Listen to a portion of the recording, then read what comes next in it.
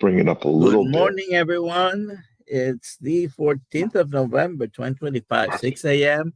And we finally got here. It's Hack Your Health, starting in just a Yay! couple of hours. And we are coming here from Yeah, Tampa, that one. Florida. Please put in Tampa, Florida. the comments where you're watching from.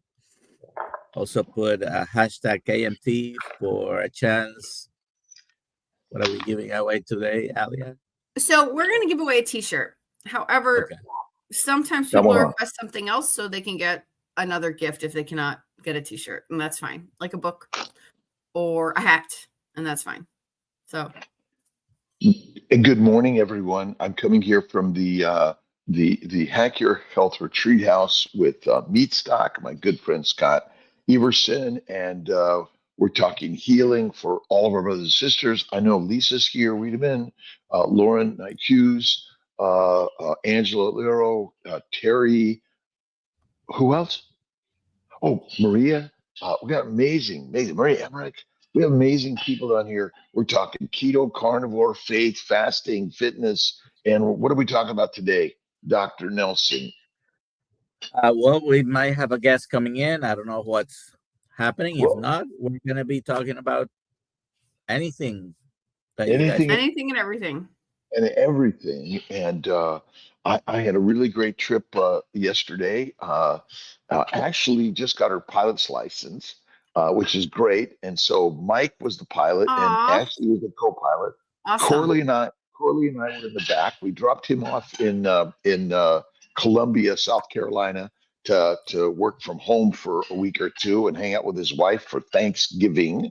And I dropped off down here in Tampa, and I'm hanging out with all of our brothers and sisters at Hack Your Health. And so, really grateful everyone's here today. And there's so many people are visiting down here in Tampa at Hack Your Health.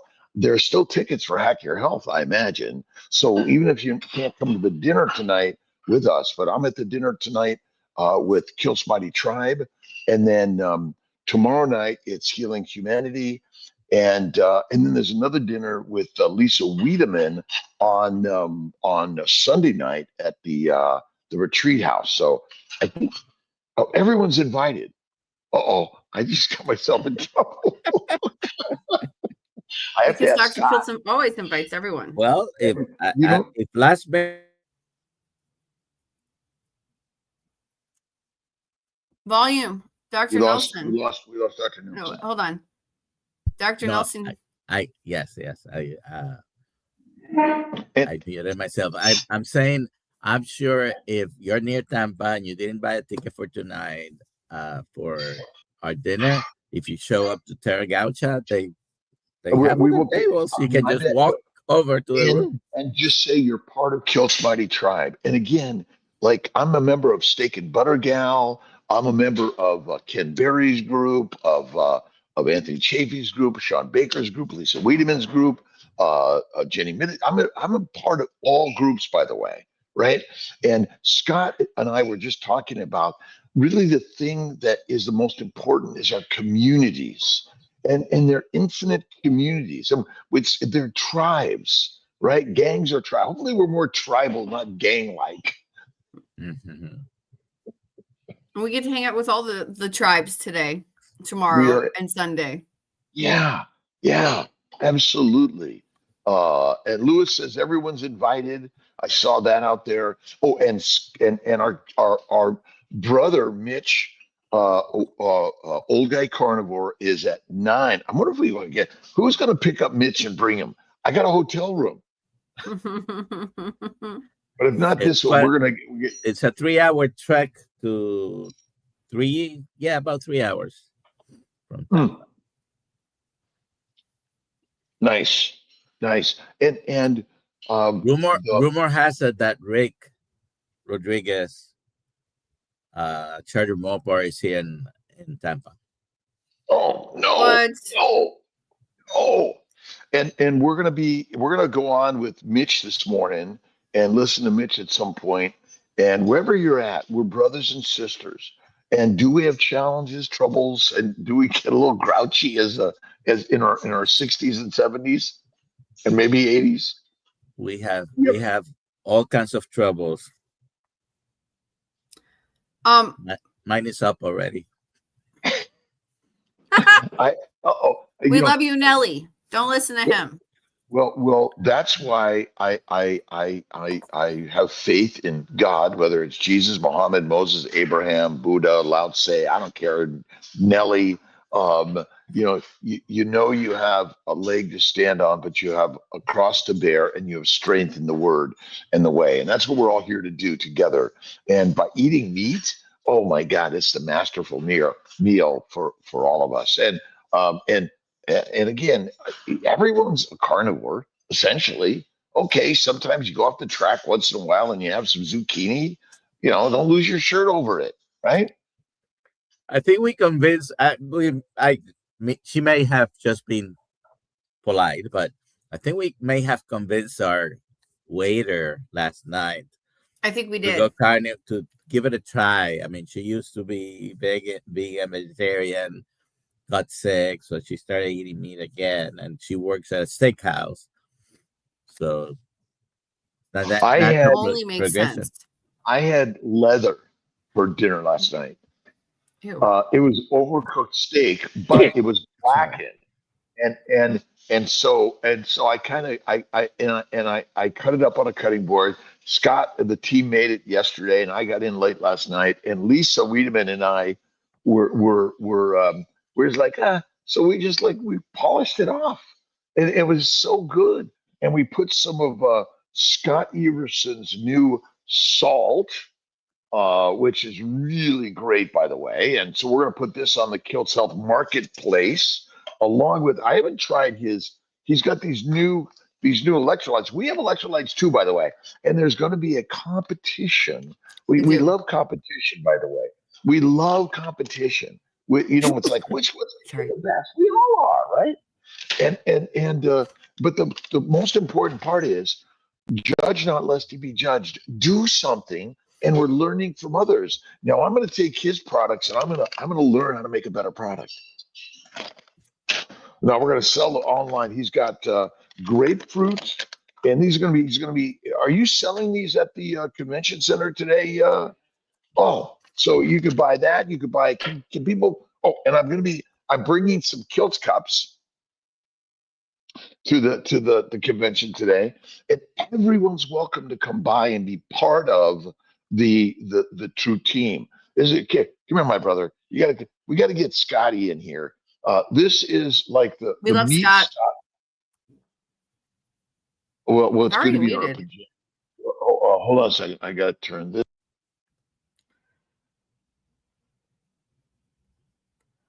Well, while they're fixing that, hashtag KMT for t-shirts.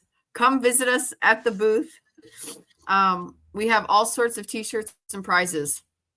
And you can win the cool thing. Do we have books also? We got some. We have some books. Yeah, we have some books at the booth. Yep. But most important, that Dr. Kilts will sign. And you can sign most them. important part is we're coming to see our brothers and sisters. We're coming to meet you.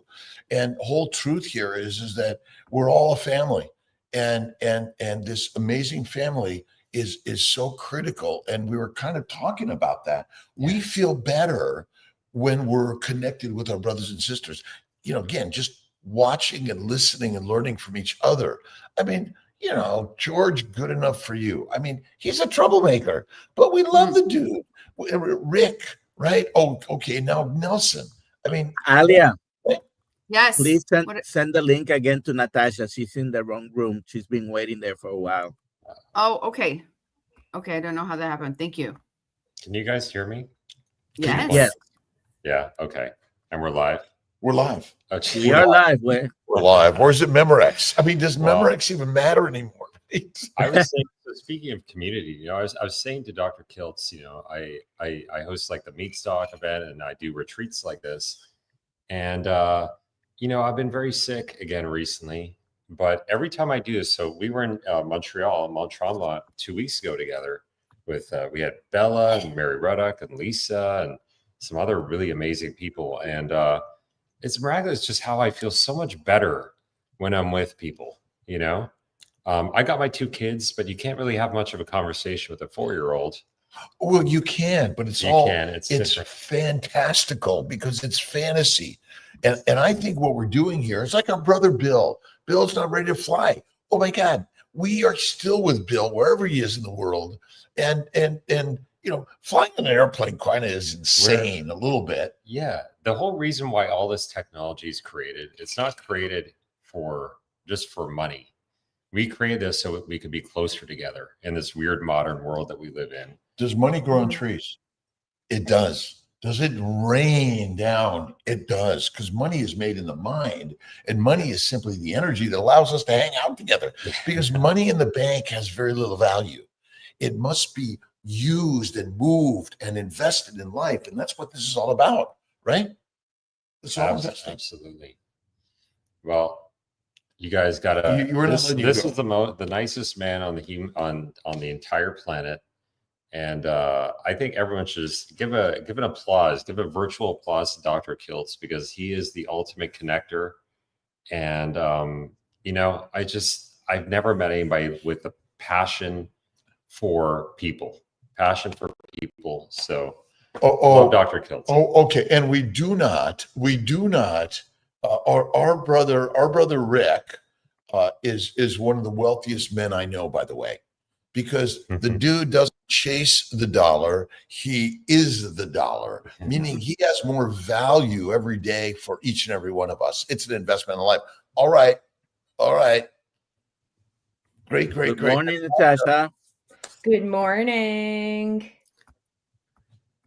Hello, all morning. Around. Hi there.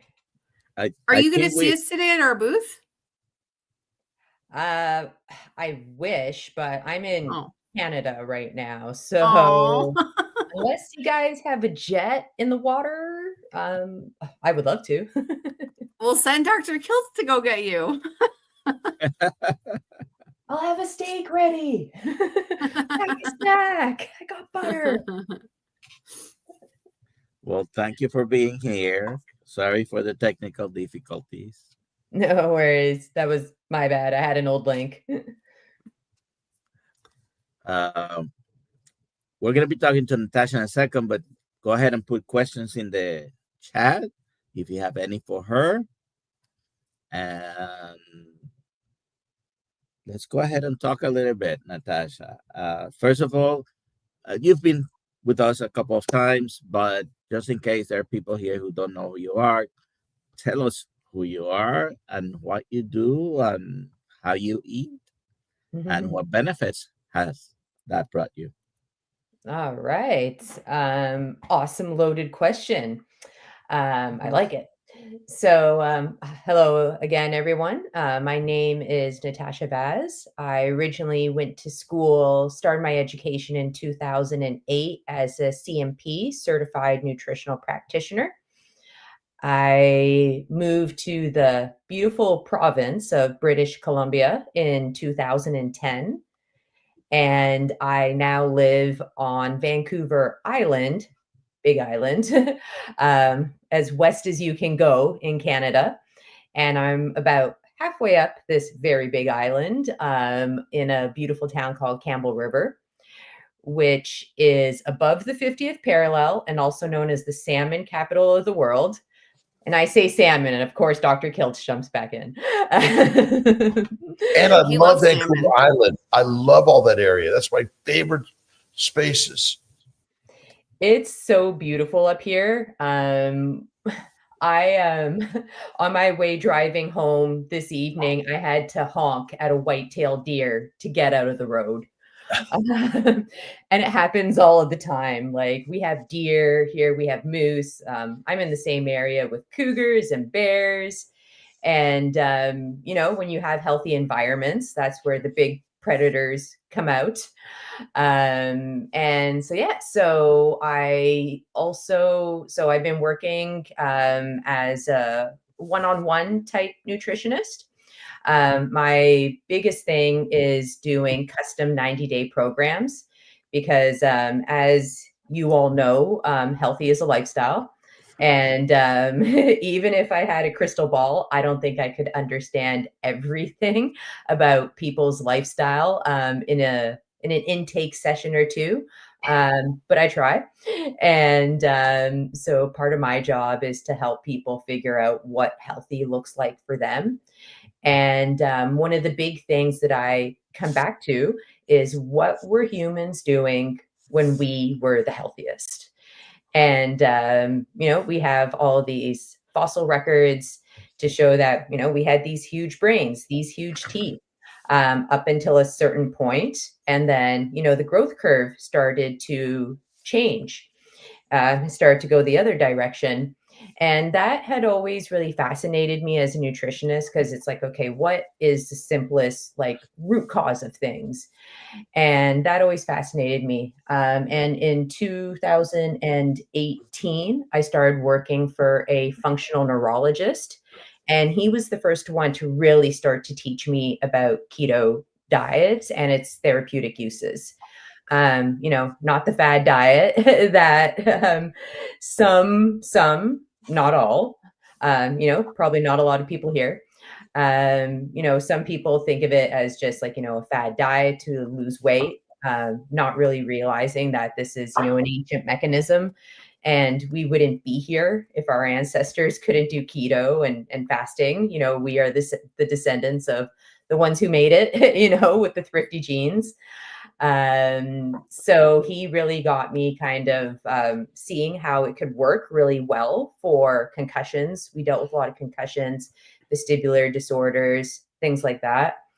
And I was also teaching yoga and fitness and really into the holistic lifestyle. And then in 2020, 2019, 2020, this little thing called COVID happened. You might have heard about it. I know, call the press. And during that time, because I was working in supplement stores, integrative clinics, and yoga studios, everything I did got shut down. And so during this time, I watched an amazing documentary. It's been a game changer for a lot of practitioners, called The Magic Pill, with Professor Timothy Noakes, and then started to really be like, oh, wow, keto can do all of that too. Even though I went to school for holistic nutrition, a lot of what we knew about keto was just, oh, this is something that like distance runners do, when their bodies run out of fuel. Sports nutrition is the only time I heard about keto. Now, granted, this was a while ago, and I guarantee you the school has updated. The Institute of Holistic Nutrition, highly recommended. And when I did so I saw that documentary, found out about Nutrition Network, did Professor Noakes's course, and it totally blew my mind. And I remember in the spring, I was listening to Dr. Jason Fung's podcast.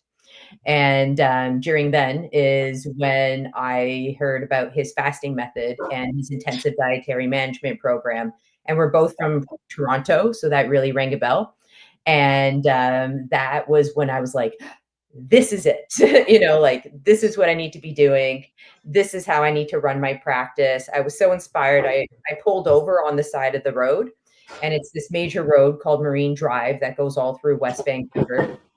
And I pulled over and I saw that, and I was writing that, and I looked up, and all the street lights turned on all in a row at that time. So I was like, wow, this is like really a sign. And ever since that, I had been building my whole practice around one-on-one 90-day coaching. Often end up working longer with people, but the things I've seen with the ketogenic diet have been absolutely amazing. For myself, I did it more because I had seen what it was doing in the clinic that I was working at. And also to kind of maintain my health and my body composition during lockdown. And, probably needed something new and interesting to study during that time as well, too. So it all really lined up.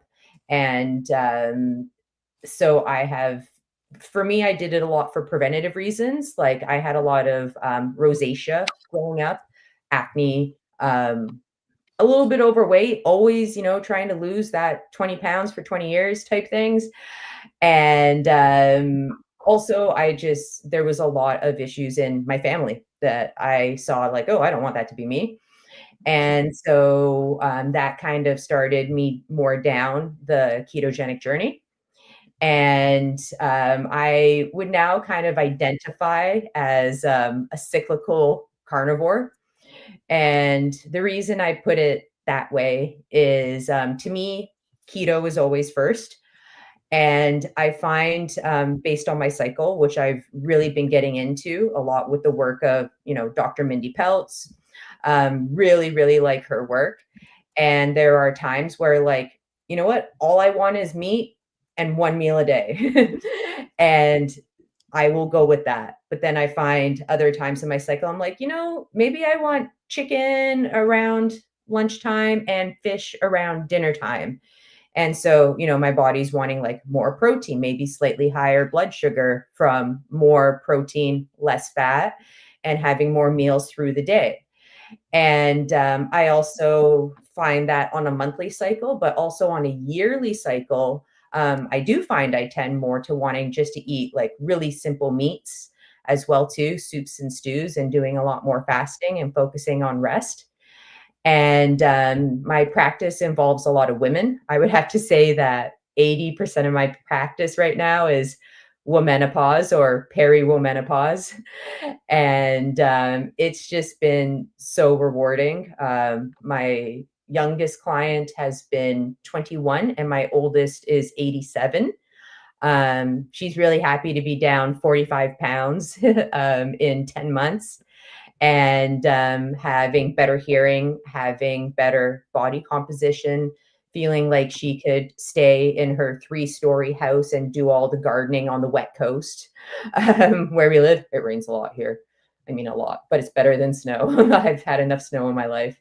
But yeah, that's kind of a quick synopsis. I'm getting faster every time, Dr. Vasquez. So thank you for asking. Thank you for being here. Now, you're very early, and actually, Natasha and I might be long lost relatives. Mm-hmm. The Vaz tribe. Dr. Kills. Well, one is, I think this lifestyle that you're sharing, Natasha, is getting back to our ancient roots. Would you say? Where animal products are centric nutrition, where do some plants fall into our ancient lifestyle, do you think, seasonally or cyclically, and things like that? Well, there's a lot of factors to that. And I think in the end, everything is individualized, but we can definitely help to steer people in the right direction. Well, the fact, Dr. Vasquez, that you brought up that we might be kind of distantly related to me is kind of a clue. I do think like, with European cultures, we have maybe had a little bit more tolerance to some plants seasonally. And I think for people who can handle it, and it kind of depends, like, like what, do you have, really, really tough autoimmune conditions, like Michaela Peterson, for example, she's somebody, if she eat plants, it doesn't feel right to her. But I think like nowadays, I do kind of believe in plants as more of a garnish and seasonal and local. And especially when you have certain plants in small doses, it becomes way more medicinal because, the difference between medicine and poison can often be dose. Well, I'm going back even further before. So go back to our Paleolithic time frame. And so seasonally, I mean, in your environment where you are naturally, there really are no plants to eat on a regular basis, right? But there may be some things that are available from time to time and were used for medicinal purposes, as you said, or ceremonial purposes and things like that, or because disease has been part of all animals' lives. And so, this is part of our ancient heritage. And you mentioned women's cycles, right? So what type of changes do you see in a woman's cycle that you think have been important? Yeah. You're the expert on this. But from what I observe it from a metabolic standpoint as well. But to me, what I've kind of noticed is in that first 2 to 3 weeks, after a woman begins her cycle. So the first day that a woman would have to use feminine hygiene products, day one. So starting on that day, like I do find like that me and the women in my practice that I have worked with, we find it like that's when it's easier to be more disciplined. That's when it's easy to be more on like the lion side of carnivore. And that's when it's a little bit easier to do intermittent fasting. So I do feel that like estrogen can handle a little bit more stress and it wants lower blood sugar. And then towards the middle of the cycle, ovulation, about 2 weeks in, that's when we actually get a hit of testosterone. And during that time, we're even more able to be like, like stoic, disciplined, and even do better as lion as well, too. And then, like as, the progesterone starts to come in, the body might be like, okay, well, I need a little bit higher blood sugar because for a lot of reasons, but one, I'm building you this uterine lining, and part of the uterine lining is glycogen. So, we need blood sugar and turn it into glycogen and all of that as well too. And I do feel that we can tend to be more insulin resistant in the end of our scale of our cycle, and that can vary for a lot of women. And so I find like not only does that kind of like work with our physiology, but it can break up the monotony of it and actually make it more so that like women can honor their cyclicality. And I'm finding a lot of stuff really fascinating about the nervous system, about how like things that can regulate men can dysregulate women. And, we're not just little men. We have very different biologies. And so I think it's been really interesting to see how listening to what I want and feeding it that way, how that makes me more in tune with cycles. How many menstrual periods did women have throughout their lifetime before modern ideas of, oh, you should be on a birth control pill or use an IUD and get all these things to prevent pregnancy? But biologically, what is the true imperative of all organisms? Well, just like plants, we want to spread our seeds. We want to create the next generation. It's reproduction. Yeah. Do you think our attempt to prevent reproduction is part of our pathology?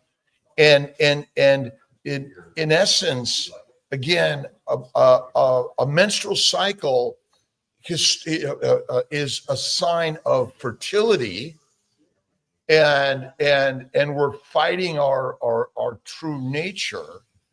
And I think it's interesting because basically it's that time of, okay, I'm developing that follicle, that egg, that environment of the endometrium.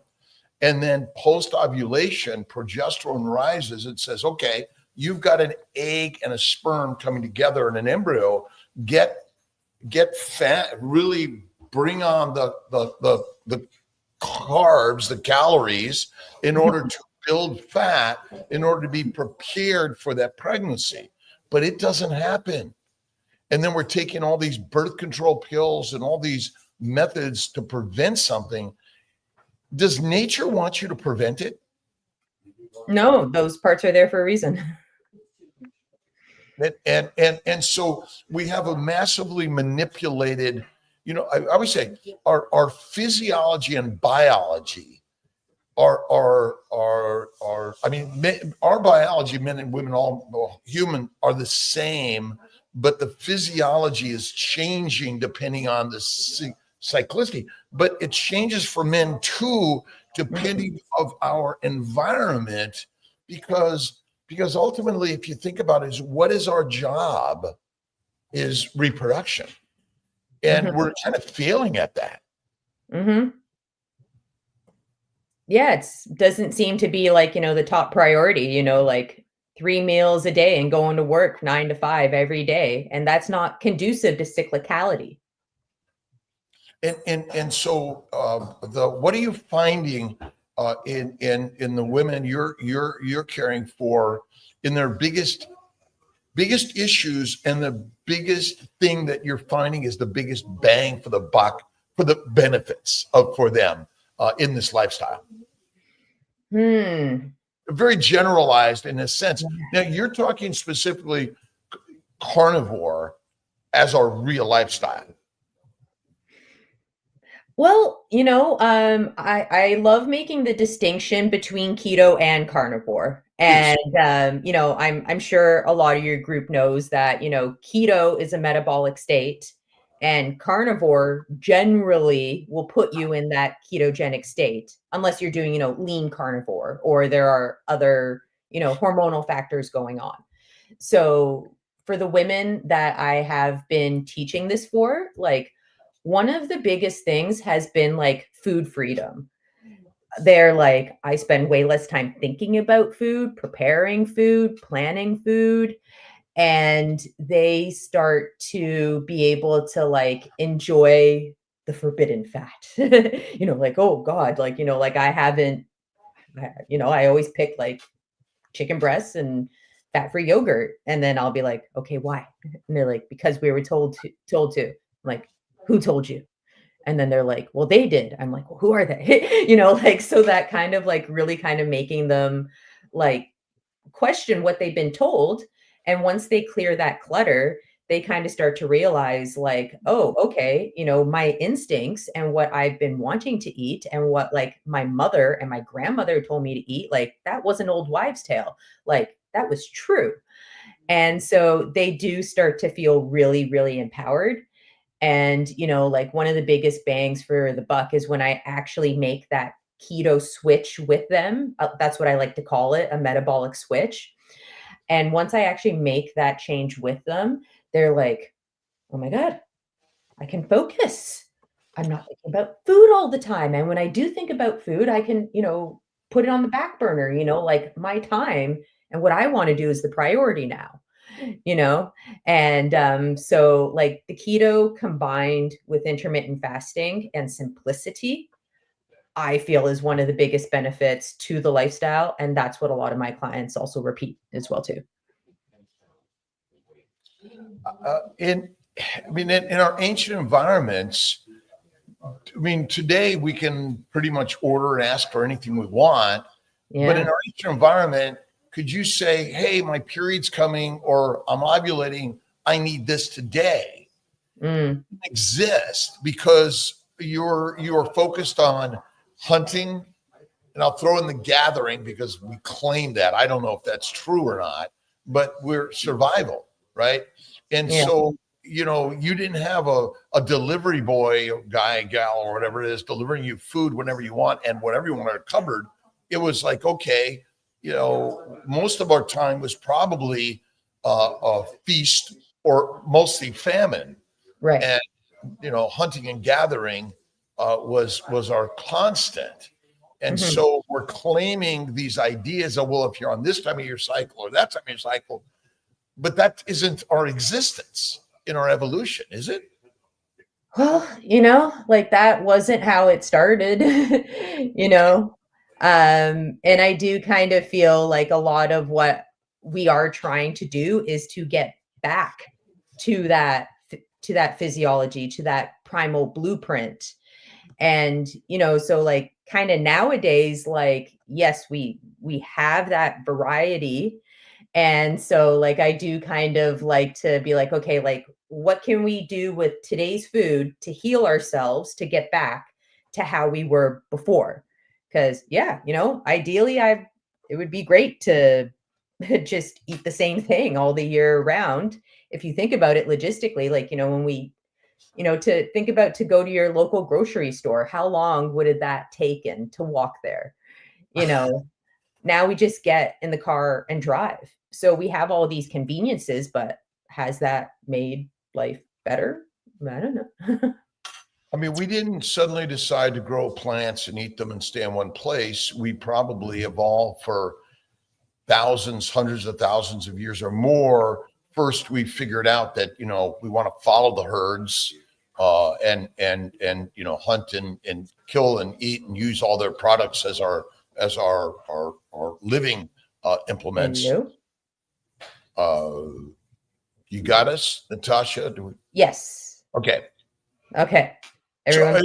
So, we didn't again, we weren't just plopped down into living an agricultural lifestyle. Before that, it was more, we were always on the move and always hunting and look at the people of the North Country, the caribou hunters, or if you go up to see the indigenous Eskimo peoples and Inuits. And Mongolian as well too. I know Dr. Vasquez is really interested in genealogy, and apparently, like in all the genealogy tests, like there's a little bit of like Genghis Khan and everybody. They were hunter-gatherer carnivores. Well, hyper-carnivores, and so I think that's mostly part of this idea of healing. And I know for myself, when I finally went carnivore at 55, I've never felt better. I was good on keto and paleo and Atkins and all those sort of things, but it was carnivore that really sort of like broke it up. And that's such an important thing. Where does coffee fall in to our lifestyles? Not in this cup quite yet, but to me, I love summon the coffee. I take mine with butter, MCT oil. Thank you. No, I'm kidding. I think we're stuck. Natasha is stuck for a second. We can hear her, but she's her image is frozen. Yes, I'm here. No. I'm back on coffee. All right. Well, we have a couple of questions, Ali. Yes. He's drinking it here too with me. Good job. Good job. We do have some questions. Let's get to them. First one is from Dr. Prioritize Nelson. the ones that are okay. Go ahead. We only have 5 questions. So, when you're coaching a new client, which blood markers do you consider non-negotiable for a baseline, and what are the less common markers you find incredibly valuable for tracking metabolic health?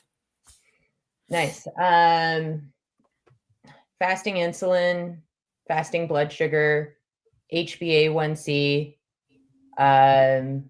liver panel, like your ALT and your GST and your alkaline phosphatase.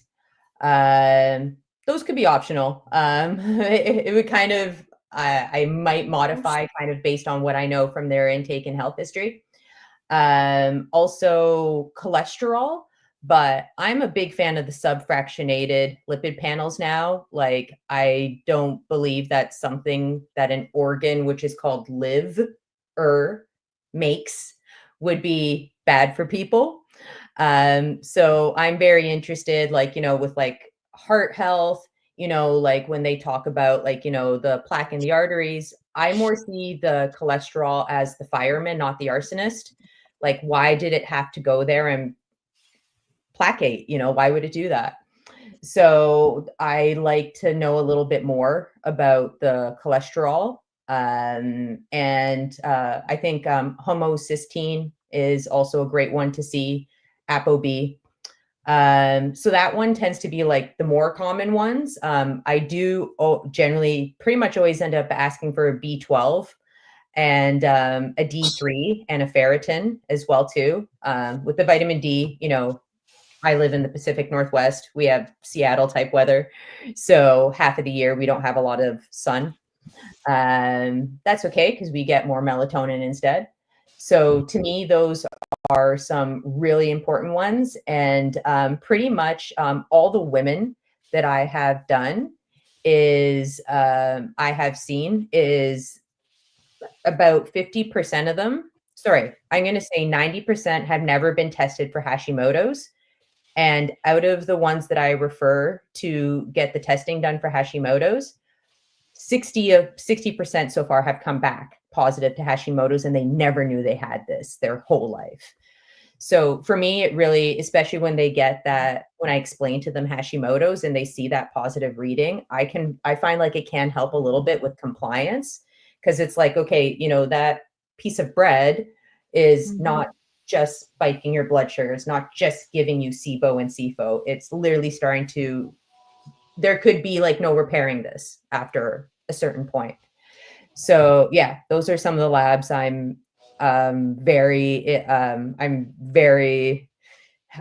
always kind of want to know. And I do have a naturopath in house who has been doing keto for so long. So and him and we've been working together really well for a couple years. So to have another doctor's insight is so helpful. Please put your questions in the chat if you have any questions for her. Let's prioritize the questions that are not mine, Alia. Okay. Did you say that 60+% have thyroid abnormalities? And are these, essentially people on some plant-based diet? Yeah. Oh yeah. There's always plants, and there's always seems to be refined plants until they get to me. But even unrefined plants could be a problem for so many people. Yeah. And because you mentioned SIBO, can you comment about SIBO and exactly what that is and why it's a problem? Yes. All right. Let's get into the fun acronyms. So this is actually one of the things that led me to a keto and carnivore diet in clinic and for myself, is people would come back with all of these gut issues. So SIBO is an acronym for small intestinal bacterial overgrowth. It can be related to small intestinal floral growth. One is more yeast driven, one is more bacterial driven. I like to put that under the umbrella of dysbiosis, kind of meaning that your biome is not suiting your biological purpose. And when people talk about like good bacteria and bad bacteria, I don't think of bad bacteria as like, these mean bacteria that are like out to get you. It's just that their biological function doesn't align with yours. And the beneficial bacteria, their biological functions support yours. And a prebiotic, interesting enough, in small doses will feed those beneficial bacteria. But even a prebiotic in too much quantity can turn into something fermentable that is acted upon by the SIBO. And to throw in another really fun acronym, this is pretty well known when it comes to SIBO and SIFO, is there's what's called low FODMAP diets. And FODMAP diets are all these different sugars and starches that are in plants. So another acronym, I believe it's fructo oligosaccharides, disaccharides, monosaccharides, alcohol sugars, and polysaccharides. So basically stop the plants. Basically, those are all in plants. And, you don't really get a SIBO.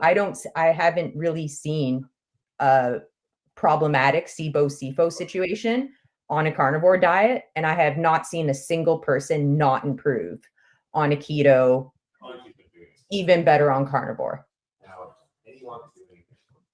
Okay, we're going to do some more questions. Let's see. Prioritize not Dr. Nelson's questions. Okay. Magdalene. Good afternoon. All my menstruation stops after 6 months on the carnivore diet. I asked her specifically what exactly her carnivore diet means, because it's hard to answer that question, right? Without knowing, but I did not get an answer to that. So what do you think, Dr. Kills? Why would someone on a carnivore diet stop having unless they're going into menopause, by the Well, way. when someone says carnivore, what does it mean? Yeah. It could mean Do you anything. know what they ate? That's what I asked. And asked. and then there's always age, and then there's other pathology that we've all been living with. Just because we go from Or low fat carnivore. we go from a plant based to an animal based, doesn't mean all the pathology you've suffered from suddenly is going to like, oh, okay, I'm fine. Because as you said, Natasha, it might be too late, or the pathology. Again, I don't care if you're a pure animal eater from the day you're born. It doesn't mean you're going to live to 190 years old. There is still all the other environmental factors, and degradation of all molecules is always happening. You'll never stop it. Yeah. And so we don't know why some people get sick and other people don't, but everyone dies. And so there is a natural degradation to all molecules, all atomic subparticles, no matter what.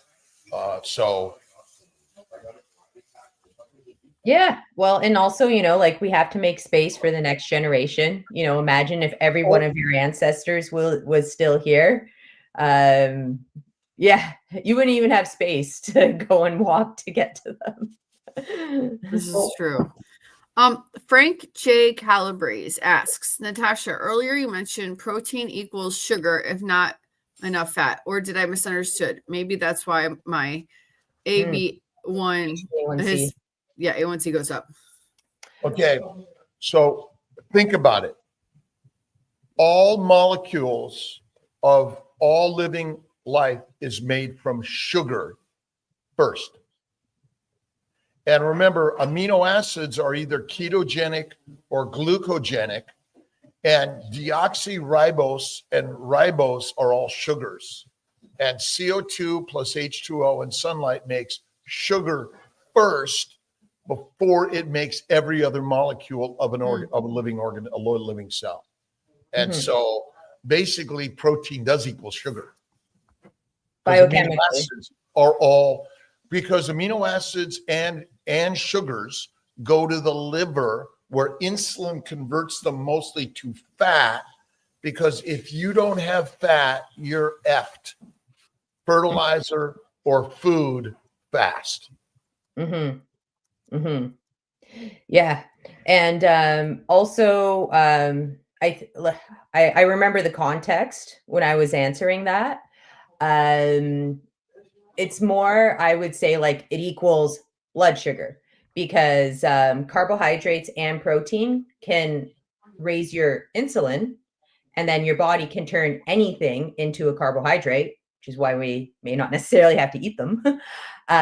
So it equals blood sugar. And then also the way Dr. Kiltz spoke about it, it breaks down into it. And so fat has a very dampening, if any effect at all, on raising your insulin. And without insulin, your body's not pushing blood sugar into the cell. But guess what? We got ketones and so many other things that can be fuel. And if you don't have insulin, you're dead. Yeah. And insulin's job is to convert amino acids and sugars into fat in the liver. That's the critical science that we're the like, oh no, you said liver. It was very, very liver. I mean, again, then my bet is insulin resistance is simply liver damage. That's all it is. And we're kind of missing the science of that. But go ahead. Next question. All right, next question. Let's see here.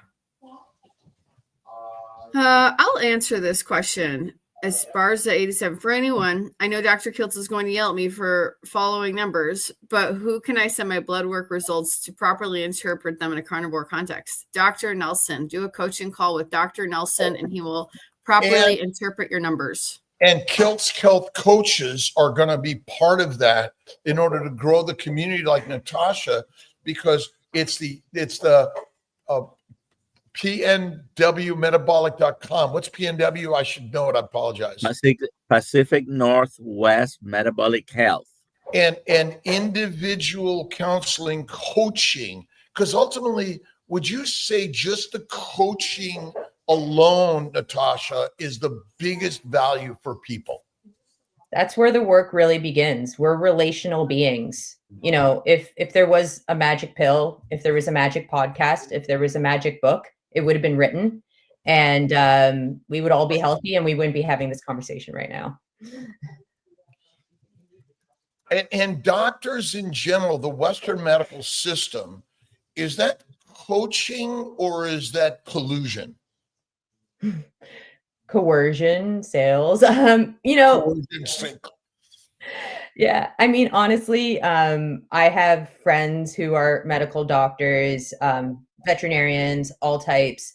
And I do think no matter how well-meaning the individual is, whenever you enter a system, you become the weakest link within the system. So no matter what their intentions are, they still have to operate in a system that's imperfect and is meant for the masses and not the individuals. And how many of your clients that you bring on initially are on a pharmacologic drug, either over the counter or prescription based? And how many of them get off of those drugs? I would say it's probably close to 80% of my client base are on something. So that's another reason why I know a good amount of doctors, because I believe what I do is complementary, not alternative. So no matter what you're doing, you still got to eat. And that can make a huge difference with things. So I've seen people come off of Ozempic. I've seen people come off of metformin and other blood sugar medications, blood pressure medications as well too. I have a few who are working with their psychiatrists and psychologists to come off of mood pills. I don't address that directly. I'm not a prescribing practitioner, but I do like to give them the information for informed consent and also get them to advocate for themselves. Because once they know and understand, they're the ones in front of their doctor, and then their doctor has to say no to them, not my nutritionist who's not even in the room.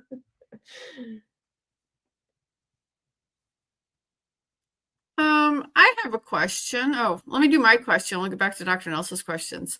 So everyone loves to say that beef is like the best food for carnivores, and that's the top one that's going to make you feel the best. And yet I feel the best eating pork ribs with specifically skin and lots of collagen. Why would that be from a nutritionist standpoint? Well, there's a lot of different ingredients and a lot of different amino acids in there as well too. It could also be, like nostalgia, maybe that's a huge part of their culture and beef is not. And maybe their body is crying out for some of that connective tissue. I'd be curious, like, is there joint issues going on?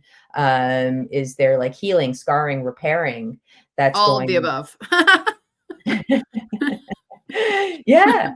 So that's kind of we're speaking about you. Okay. Yeah. So yeah, no, that's kind of my thing. Like, when we give the body what it needs and gets out of its way, I think that does make a huge difference. And if you're getting great quality sourced pork, go for it. Like some heritage breed pasture raised pork is going to have so much more nutrition than, like a sad GMO feedlot cow. Sure. Yeah, that makes sense. And also it's so closely related to bacon. Of course you like it. Yeah, so closely. So this one is, do fruits get pesticides too, or it's more on plants? I guess they mean vegetables. Actually, one of the ones that I hear is the scariest for when it comes to pesticides is the wheat and the grains, because they actually spray glyphosate as a desiccant to help dry the crop so that it can be picked sooner and ripened quicker. Glyphosate, if some don't know, that's Roundup, which is a weed killer. And it's huge in causing, there's been a lot of correlations to tight gap junctions in the gut and leaky gut and the glyphosate. And also, like, there's a whole list out there called the Dirty Dozen of foods, fruits and vegetables that have been shown to have higher or lower pesticides. I think the ones that you can't peel are worse. But they make things like they call it Roundup resistant corn and vegetables, where they are actually making the pesticide in them, so you can't wash it off. And like you see videos of these fields, and people are walking down these fields in hazmat suits spraying these chemicals. Wow. But where's your hazmat suit when you're eating? And the short answer is yes, fruits and vegetables. There's no difference. They can all have the glyphosate because they use them. Yeah, it's going to be on all Right. things, and some are. It's glyphosate. Like, is a little bit of arsenic bad or more? Who knows? And remember, the plants in and of themselves, without human input, are already toxic and poisonous in small amounts or large amounts for any and all of us. Yeah. Already, right? Yeah. Like rubber is something that a plant makes to trap bugs in it.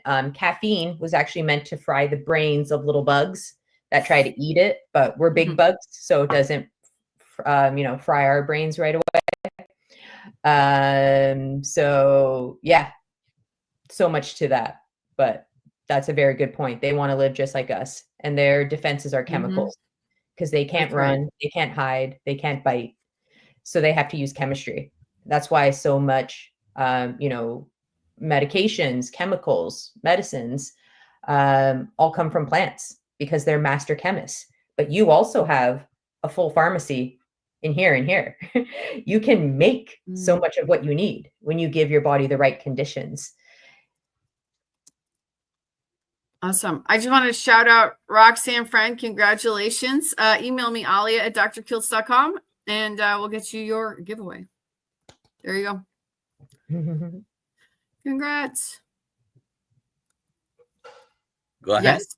Is there a simplicity to the story you're sharing, Natasha, that really is a game changer for all of us? Because it doesn't require to know any of the science. It's to get back to some simplistic evolutionary purpose for all of us. If you want to fix your diet, go to the farmer's market. Like, that's what nature has for you in that region, in that time. Get to know your farmer. Nature knows everything. We just have to observe and listen. So that's something I always recommend clients do. It's like, hey, you want to know what you should be eating? You want to know what's local seasonal? Go to your farmer's market. Get to know people, connect through food. And also, if you think about it economically, if you are like, I'm lucky to live in a very agricultural area. I can drive down the road and get eggs, vegetables, beef, all of that. I have a whole Facebook chat with different farmers that all grow here, which is amazing that I get to live here and do all of that. But whenever I start with clients, that's the number one thing. Go to the farmer's market. And if you think about it, all of the farmers who are trying to grow something, like, it's all coming to bear at a similar time. So they're all going to try and be really economical with it. And also, like, a lot of these farmers markets will then go give extra food to the cattle, or their neighbors' chickens or something along those lines. So, like, when you can sit and observe and appreciate and partake in the cyclicality of things, how they were meant to be, so many health and mental health complications can really be helped just by that. Well, thank you for being here, Natasha. And where can people find you? Yeah, so my clinic is called Pacific Northwest Metabolic Health, but my collective, I run it as a collective. My other practitioners are my friends and colleagues. So we are at pnwmetabolic.com, and that will take you to my personal services page, which is Vaz Wellness. That's the company I've had for well over a decade now. And I'm happy to do a free discovery call with people virtually, or if you're lucky enough to live on Vancouver Island, in person in our space. And my Instagram is also Vaz Wellness, and Facebook is PNW Metabolic. and hopefully on your channel another time soon. We would love it. Do you have any final remarks, Dr. Kiltz? Thank you. This is amazing. We need to do carnivore conversation to talk more about this. And again, because this is the simplicity, it's the fungal web in the soil is and the microbes are everywhere. They're at every level of life. And there's a connection of communication. And that's what all this is doing. It's helping bring a connection of communication. And 24/7, 365, everyone has access to this. And that's one of the most beautiful things that I'm finding in this community. So we'll keep listening, learning, and let's do something together again. All right. Yeah, that would be amazing. Absolutely. Thanks, All right. everybody. If What's you're the at Hack Your plan? Health, come see us. Come find us at our booth. Yeah. Bye, everybody.